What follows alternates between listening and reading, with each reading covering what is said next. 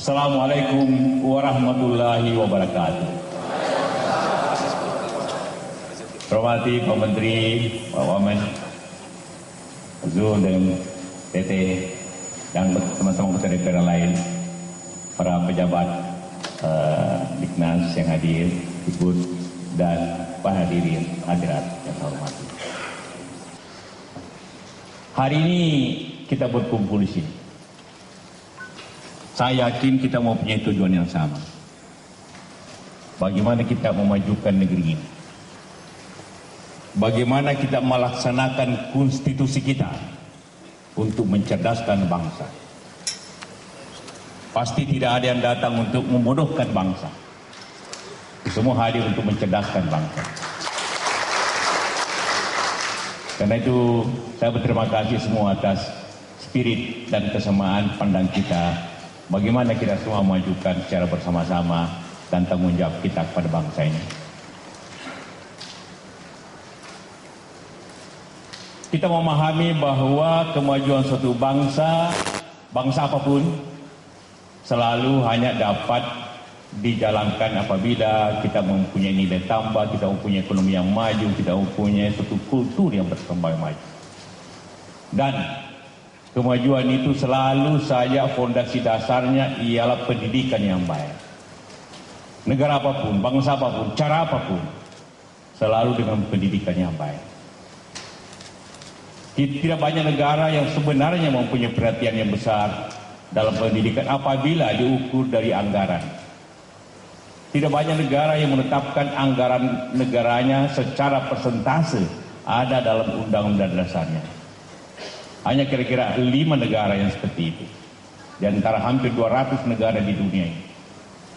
Karena itulah, kalau kita tidak serius, tidak memperhatikan pendidikan, tentu kita secara tidak melaksanakan betul apa tujuan kita berbangsa ini. Karena itu saya hadir bahwa niat kita sini sama. Bahwa selama ini kita mempunyai pandangan yang berbeda, atau tanggapan yang tentu mungkin tidak semua sama. Itulah makna demokrasi. Dan juga dari segi agama, perbedaan pandang itulah rahmah untuk kita semuanya. Dan itulah maka dalam kesempatan ini mari kita semua, apapun pandangan kita, tetap kepada satu, memajukan bangsa dan mencerdaskan bangsa ini. Setiap kemajuan selalu ada perubahan-perubahan. Karena perubahan itu bagian daripada kemajuan itu sendiri. Tanpa perubahan change, tidak ada kemajuan suatu bangsa. Apalagi dalam keilmuan. Ilmu itu selalu berubah, sangat dinamis. Maka tata cara teknis dan sebagainya tentu butuh perubahan-perubahan. Evaluasi-evaluasi dan juga dorongan-dorongan. Tanpa perubahan itu sendiri, tidak akan mencapai perubahan yang baik pada bangsa ini. Karena itulah, apabila kita berbicara ujian nasional, pertama, bukan masalah yang baru. Sama sekali bukan hal yang baru untuk bangsa ini. Tahun 50-an kita mengenal ujian negara. Barangkali semua kita yang berumur lebih 60 tahun pasti mengalami itu. Ujian negara itu. Kemudian beberapa perubahan, timbul Eptanas, kemudian kembali ujian nasional, ujian akhir nasional dan ujian nasional. Pada dasarnya semua itu ingin menyampaikan, ingin menilai bahwa perlu ada penilaian, perlu ada satu tahap di mana kita ingin menilai, menguji apa yang telah disampaikan oleh para guru sekolah, harus diuji apa sampai diterapkan atau tidak. Saya kira ini prinsip biasa di sekolah apapun, di negara apapun di dunia ini. Jadi masalah ini bukan hal yang baru untuk bangsa ini, dan bukan yang khusus bangsa ini. Bahwa ada hal-hal teknis tentu ada perlu kita perbaiki. Saya yakin kita hadir di sini untuk memperbaiki hal-hal yang penting. Jangan masalah-masalah teknis, keterlambatan cetakan, penyampaian, ada beberapa murid, ada mungkin banyak murid yang mencontek. Jadikan bahwa UN itu tidak perlu dilakukan. Itu merupakan hal yang keliru untuk suatu bangsa yang besar ini. Karena kita bangsa yang besar. Tapi apapun itu harus diperbaiki. Namun, karena saya katakan setiap bangsa perlu perubahan. Nah, kalau kita mempunyai ujian nasional ini juga suatu tahap perubahan dari Eptanas ke ujian nasional. Kenapa perlu perubahan? Supaya lebih mengetahui saya beberapa background dan beberapa hal dilakukan seperti itu. Pada waktu 2002-2003 saya Menteri Inkokesra. Saya melihat beberapa hal yang sangat fatal dan sangat penting negeri ini. Saya melihat perusahaan daerah anak-anak kita sangat santai, belajarnya oke. Begitu di kota-kota kita lihat banyak anak-anak sore-sore, malam-malam masih di mall, masih jalan-jalan. Kita lihat banyak perkelahian antar sekolah. Itu terjadi. Tapi yang lebih fatal lagi, saya ke luar negeri, saya ke Malaysia, Singapura. Lihat orang kita, anak muda bekerja sebagai TKI, TKW. Saya tanya, kau sekolah apa? SMP, SMA. Oke, tidak apa-apa. Tapi kenapa dia harus begitu? Karena tingkat kemampuannya lebih kecil, lebih rendah dibanding yang lain. Tapi yang kemudian saya ketemu banyak guru, kepala sekolah. Berapa itu? 100%. Hampir semua 100%. Saya bilang, kalau ujian lulus 100% itu buat apa ada ujian? Iya Pak, kalau tidak lulus nanti murid-murid itu lempar sekolahnya, bakar sekolahnya. Oh itu salah satu alasannya, dan takut. Baik kalau itu. Tapi yang paling fatal setelah saya mempelajari Eptanas itu, ada rumusan yang memang sengaja memperbodoh bangsa ini. Rumusan PQR apa namanya kan? Yang kita kenal di daerah dongkrak-dongkrakan. Saya tidak tahu rumusnya, pokoknya dongkrak. Angka 4 ke 6. Itu rumusan sebenarnya dengan sengaja memperbodoh bangsa ini. Artinya oke.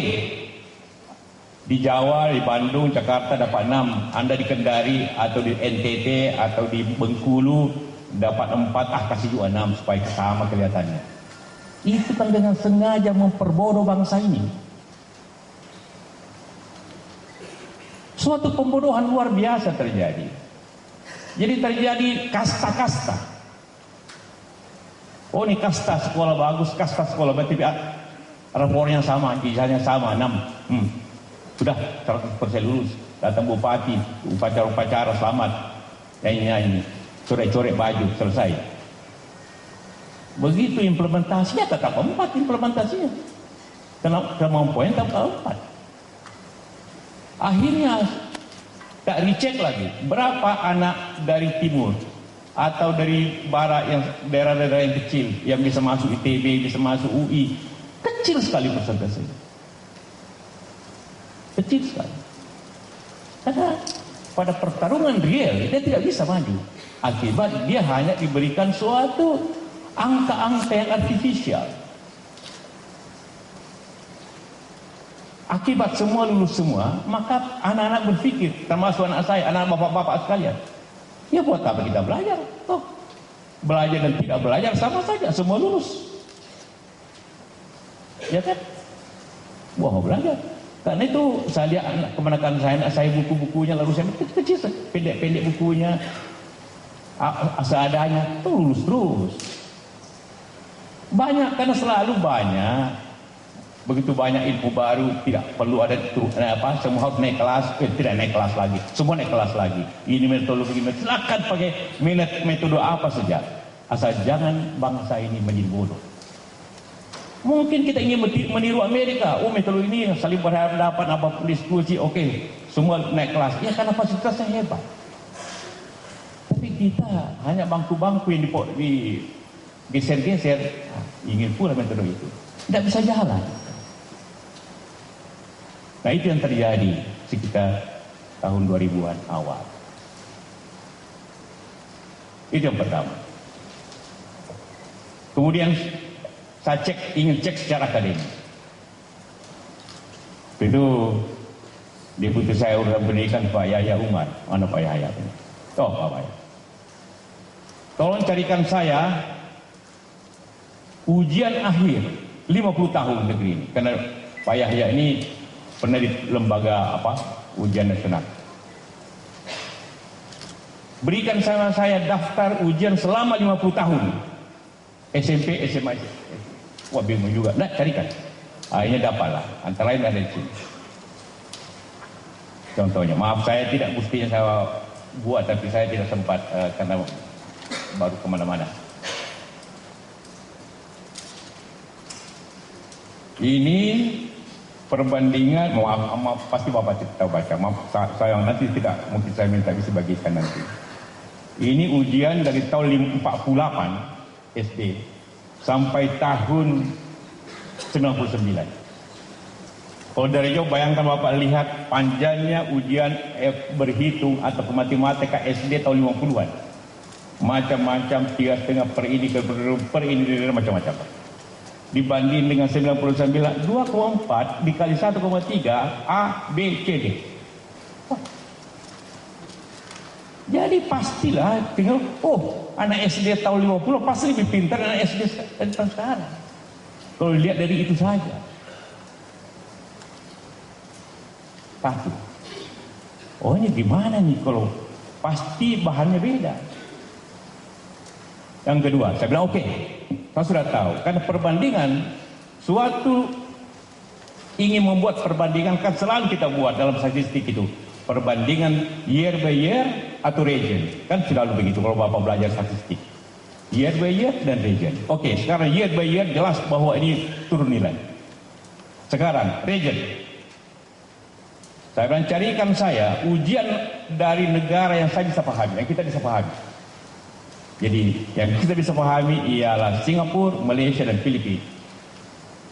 Karena saya tidak bisa, kita pasti tidak paham di Thailand, di Laos, macam-macam. Kita tahu lah bahasa ular-ular itu kan. Pergilah, pokoknya saya perlu seminggu dan saya minta kertas aslinya supaya jangan macam-macam fotokopian aslinya dan bisa ditantangani oleh Diknas Pendidikan setempat. Minta Duta Besar bantu segera.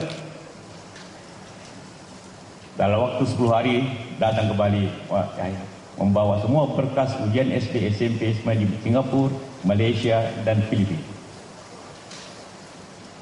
Kita bahas dan terkejut saya bahwa ujian juga ada di sini, nanti mungkin kalau sempat kita.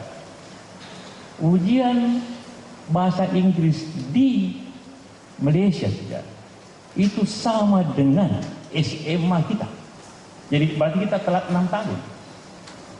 Matematika rata-rata SD, SMP kita. Wah, ini payah. Ini sebabnya kita menjadi TKW di Malaysia. Ini sebabnya kita menjadi pembantu rumah tangganya orang Singapura. Karena nilai kita jauh. Benar. Saya tidak ingin pimpin bangsa dengan cara begini. Kita rombak aturan, kita rombak, perbaiki kembali aturan. Jangan bikin aturan yang memperbodoh bangsa ini. Sengaja memperbodoh. Kemudian banyak alasan, Pak, di sini sendiri kita rapat sebelah. Pak, bagaimana fasilitas kita beda, fasilitas begini. Benar, saya tahu itu fasilitas itu beda. Justru fasilitas berbeda karena kita bodoh. Padahal anggaran satu SD di Jawa sama saja anggaran SD di Kendari, sebab anggaran SD yang pun sama saja anggaran SD Bengkulu. Gurunya semua tamat IKIP.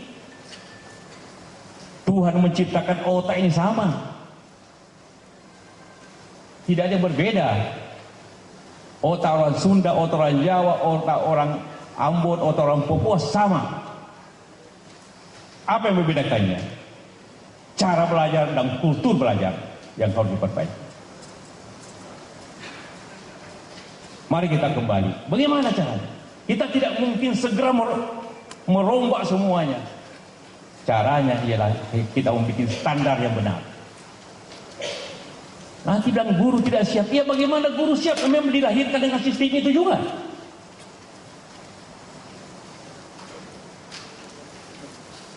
Bagaimana guru di Sulawesi kalau memang hasil daripada IKIP yang memang juga dari hasil daripada SMP yang didongkrak terus menerus.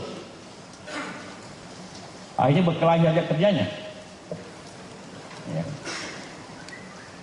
Tidak. Bagaimana, di mana letaknya bisa diperbaiki? Di standarnya kita harus perbaiki dan kemauan anak harus belajar. Dua, standar dan dorongan anak untuk belajar.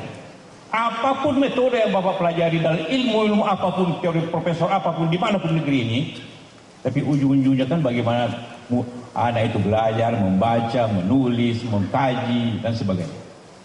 Apapun teori. Mau teori dari ini silahkan aja. Tapi apapun intinya itu. Maka mari kita mulai dari situ. Kadang-kadang kita kumpul di sini. Masih Pak Malik Fajar. Jadinya Pak Indra Jaffi. Timbul masalah. Ini di daerah susah. Nanti anak melawan. Oke, baik. Saya keliling hampir di banyak provinsi. Saya ingat 10 provinsi contohnya. Saya kasih tahu gubernur, bupati bahwa tahun ini harus ujian nasional dan tidak ada dongkerakan. Hilangkan semua dongkerakan. Pak tidak lulus nanti murid ngamuk. Dia apa ngamuk? Biar aja. Saya hadapi kalau ngamuk. Kita kumpul sama OSIS dimanapun, di Balikpapan, di Kendari, di Padang, bahwa ingat semua di Jawa Barat. Kumpul OSIS di gedung macam-macam. Saya katakan mulai besok tahun ini ujian nasional harus jangan mamai. Ada proyek. Kalau kau mau bakar sekolah, bakar sekarang di muka saya. Bakar hari ini di muka sekarang. Semenjak masih ada. Dan besok saya ganti sekolah baru. Bakar saya bilang.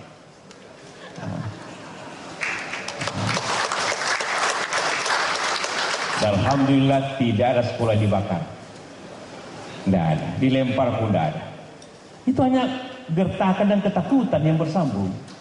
Tidak ada lagi. Nah, itu sekarang teknisnya. Di mana teknisnya?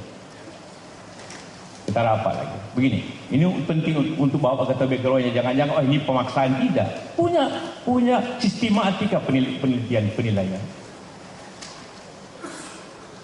Datang, bagaimana Bapak? Tes dulu saya bilang. Bilang bagaimana lulusnya? 5 saya bilang. 5 dulu. Dites bahwa angka 5 pasti ada yang terlibat. Dites beberapa sekolah ujian dengan angka 5. Kalau angka 5 hanya 40% yang lulus. 60% tidak lulus. Dan lagi menteri, Pak, bagaimana kalau lulus hanya 40%? Wah, bahaya juga. Pertama bukan kita tidak berani kasih drop out, tidak. Di mana sekolah kita bisa ngisinya, kelasnya tidak ada yang tidak naik kelas itu 60%. Udah, naik ke 4 masih tidak lulus 30%. Wah, masih berat. Hanya kompromi 3,5 minimum. Baru tidak lulus 20%. Sudah, tidak apa-apa. Risiko tidak lulus 20%. Jadi diambillah angka minimum 3,5. Jadi bayangkan, bangsa ini anak kita luluskan walaupun dia dapat angka 3,5. Di Singapura 8 angka lulusan, Malaysia 6 dengan soal yang lebih sulit. Bayangkan bedanya manusia Indonesia dan manusia Singapura dan Malaysia dari itu. Nah, kenapa ini terjadi? Kenapa ini terjadi bangsa ini? Terjadi karena dulu tahun 50-an, 60-an masih bagus. Ujian negara macam-macam. Tapi mulai agak kacau, seperti saya katakan, kayak lompat galah. Banyak anak tidak lompat galah. Bukan anak ini dilatih untuk bagaimana lompat galah, galanya diturunkan.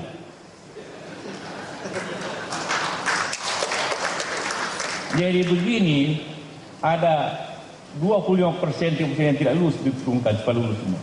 Masih tidak lulus diturunkan lagi. Akibatnya yang terjadi, makin mudah soal. Makin mudah soal, makin gampang cara lulus. And then what?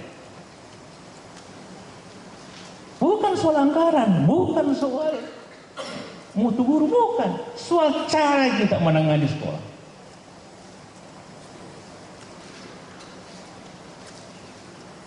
Nah, oke. Jadi timbullah pelaksanaan. Oke, terpaksa dengan berat hati. Pak Malik tidak apa-apa, 3,5. Tetapi tiap tahun harus naik 50,5 poin. Tiap tahun. Tahun depan naik 4,5. Itu lakukan. Tahun pertama rela 4, tidak lulus 18%. Saya ingat betul angkanya. Ada sekolah yang tidak lulus 60%, biar ternyata tidak ngamuk. Tidak ada. Diterima. Mulailah semangat belajar timbul. Senang atau tidak senang bagi saya itu soal kedua. Ada yang mengatakan, oh ini ujian nasional menjawab anak tidak senang belajar. Sekolah saya bilang bukan klub hobi. Kalau sekolah itu aja klub hobi, tidak senang pergi. Tapi ini sekolah untuk masa depan. Memang harus keras. Kalau Anda tidak suka, ya boleh. Tapi harus jalani. Itulah namanya sekolah. Kalau semua anak-anak harus senang-senang sehingga tidak ada yang stres, itu namanya klub hobi. Dan sekolah bukan klub hobi. Loba untuk melihat masa depan bangsa ini. Itu yang terjadi. Tetapi, alhamdulillah, jalan naik 4, pada sebulan 4,2, karena waktu itu mereka setengah belum bisa 4,2, 4,5. Sekarang 5,5, Pak ya. Alhamdulillah. Jadi kalau ada yang mengatakan mutu tidak naik, bagaimana mungkin mutu tidak naik kalau dulu 3,5, sekarang lulus 5,5? Masa Tuhan tidak adil? Orang belajar lebih keras sama bodohnya orang tidak keras. Orang yang istighosa dengan tidak istighosa pasti beda kan?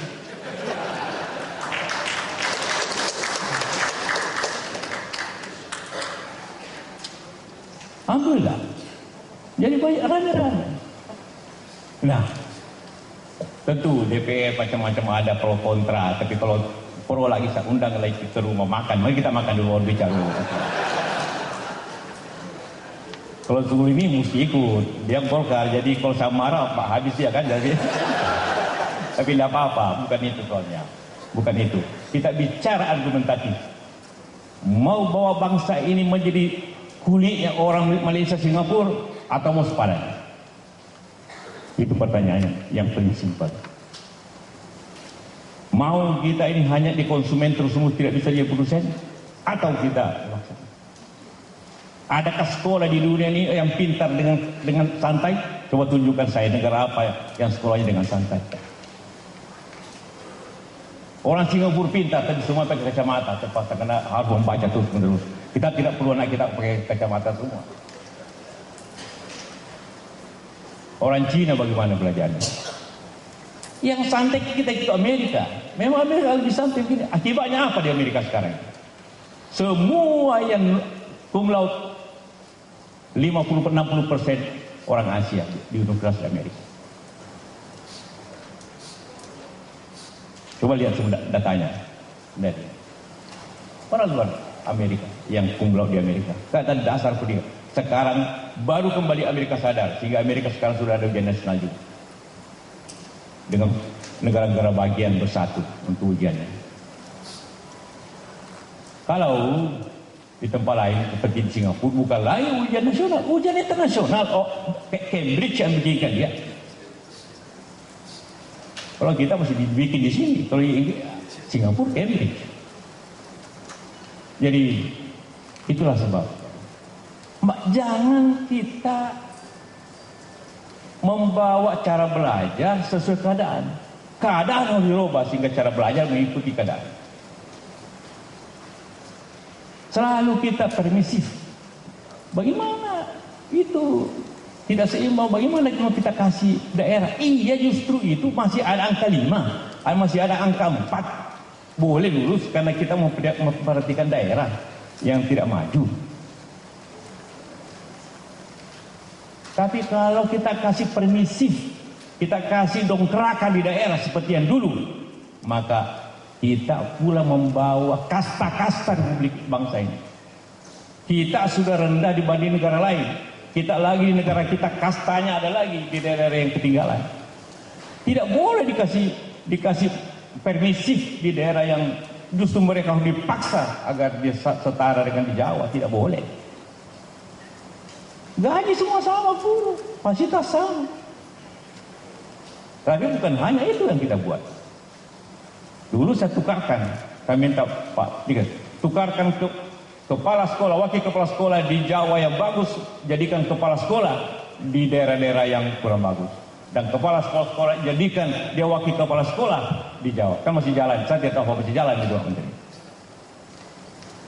Agar kultur itu berubah, kultur berubah, kultur masyarakat berubah. Jadi ujian nasional bukan agar ada tersisa, bukan untuk meningkatkan harkat bangsa. Apabila tidak, maka terjadi kasta-kasta baru di Republik ini. Apa kasta yang terjadi di Republik ini? Kasta daripada anak yang sekolah yang mahal dan bagus kapasitas, sekolah-sekolah swasta yang bergaya mahal, yang bayar SPP-nya 2-3 juta per bulan, dengan sekolah negeri yang pas-pasan. Akhirnya kasta baru. Dan itu menyebabkan suatu masalah sosial di belakang hari. Timbul ketidakadilan baru. Apabila ada daerah yang pintar, ada yang tidak pintar, timbul ketidakadilan baru bangsa ini. Saya kebetulan punya kesempatan untuk melihat dan menangani begitu banyak konflik negeri ini. Selama kita merdeka, ada 15 kali konflik besar. Dan dari 15 itu, 10 karena ketidakadilan. Ketidakadilan ekonomi, politik, dan sosial. Kalau karena pendidikan kita biarkan rendah mutunya karena permisif ke daerah, sengaja mendongkrak, sengaja membiarkan terjadi nongkleng nilai, maka akan terjadi, tidak akan maju daerah itu, maju di sini, maka terjadi konflik belakang negeri. Yakinlah, 10 dan 19 konflik karena ketidakadilan. Aku pecah negeri. Karena ada yang merasa ini daerah pintar. Apalagi sekarang otonomi, cenderung pegawai suatu provinsi situ hanya diambil dari daerah yang sama. Pegawai yang di Jambi hanya orang Jambi. Pegawai orang Sulawesi Tengah hanya orang Sulawesi Tengah. Dulu masih bisa kanwil-kanwil berputar-putar, ya, tamat Gajah Mada bisa diterapkan Kendari, tamat di sini bisa diterapkan itu. Sekarang yang mau diterapkan Kendari harus halu oleh NTT Nusa Cendana yang terus. Akhirnya tidak, atau SMA saja terjadilah kumpulan. Maka apa yang bisa mempersatukan? Ialah pendidikan yang setara. Dan bagaimana mensetarakan? Selain ujian, terkecuali ada yang bisa kasih tahu sama saya lain.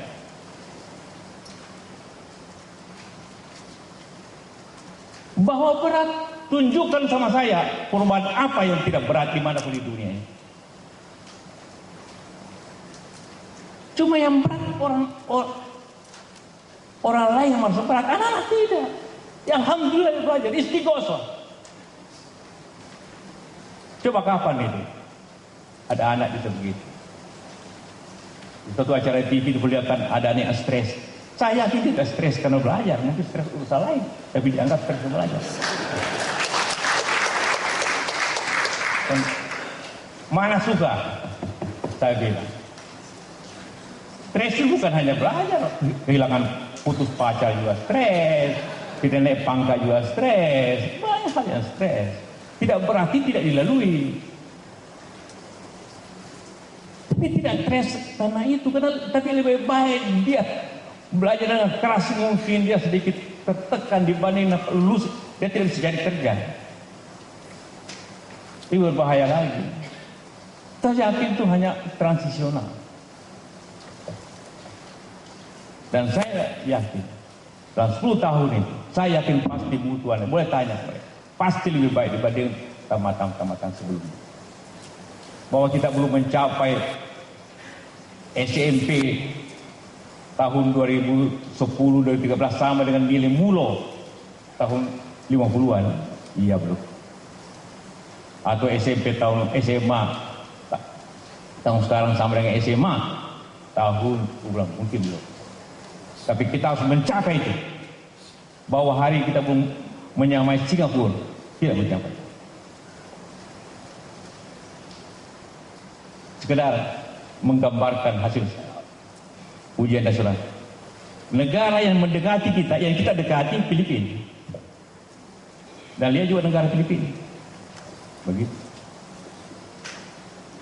Jadi saya ingin katakan bahwa ujian nasional yang kita rubah dari Eptanas Kencana bukan hanya sekedar hobi-hobian merubah. Tujuannya mencerdaskan bangsa.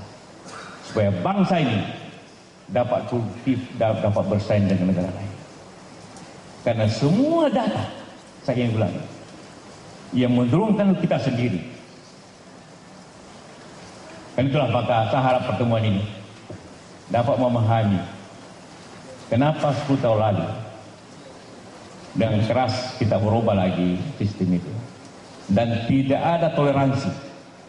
Begitu kita toleransi permisif, kita kembali lagi zaman di mana kita kasta pembunuhan pada satu bagian bangsa ini. Itulah harapan saya. Saya harap pertemuan ini mempunyai makna, hasil, tujuan bersama memajukan bangsa ini. Terima kasih. Assalamualaikum.